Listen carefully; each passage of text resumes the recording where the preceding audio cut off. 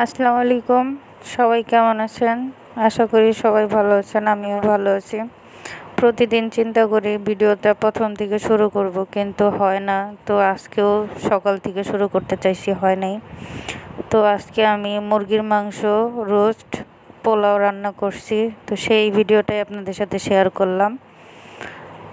তো পেঁয়াজ কষানো হয়ে গেছে, এখন হলুদের গুঁড়া, মরিচের গুঁড়া, ধনিয়ার গুঁড়া, আদা রসুন বাটা সব কিছু দিয়ে মিশিয়ে নিচ্ছি।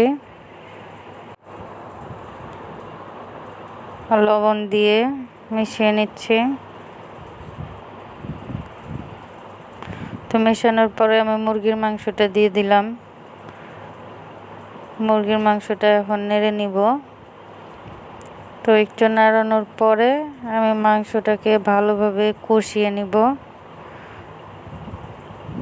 মাংসটা ভালোভাবে নেড়ে নিচ্ছি। একটা মাংসটা এখন সব মশলা মিশানো হয়ে গেছে, এখন একটু ঢেকে দিলাম। ঢাকনা উঠিয়ে একটু নেড়ে চেড়ে দিলাম।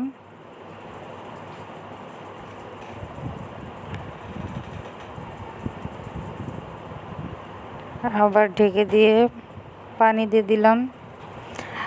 আসলে রান্না তো সব কম বেশি সবাই করতে পারে, তো এটা তো সবাই, আমি যেভাবে রান্না করি সেটাই শেয়ার করলাম।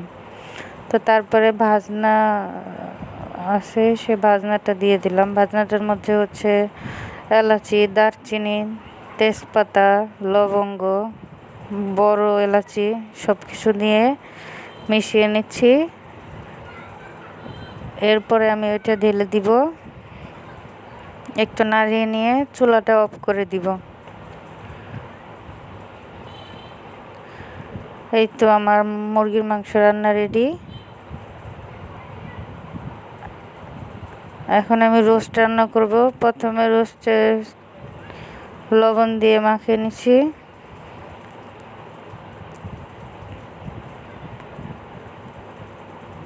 মাখানো হলে প্যানে তেল দিলাম,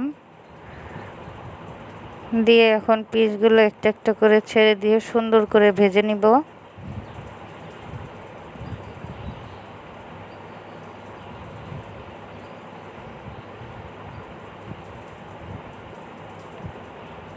উল্টে পাল্টে ভেজে নেব। এখন পেঁয়াজ বেরেস্তা করার জন্য পেঁয়াজ দিয়ে দিছি। পেঁয়াজ বেরেস্তা হয়ে গেছে, রোস্ট ভাজা হয়ে গেছে আমার।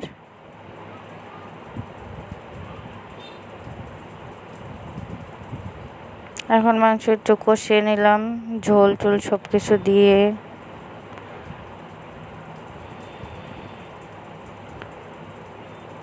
মাংস কষানোর পরে হালকা একটু নেড়ে নিব। এই তো পানি দিয়ে দিছি। এখন ঝোল ফুটে গেছে। এই তো আমার রোস্ট রান্নাও রেডি। আর পোলাওটা আমি অন স্ক্রিনে রান্না করছি, এর জন্য পোলাওটার ভিডিও শেয়ার করলাম না, জাস্ট পোলাওটাও দেখিয়ে দিলাম। ধন্যবাদ। আসসালামু আলাইকুম।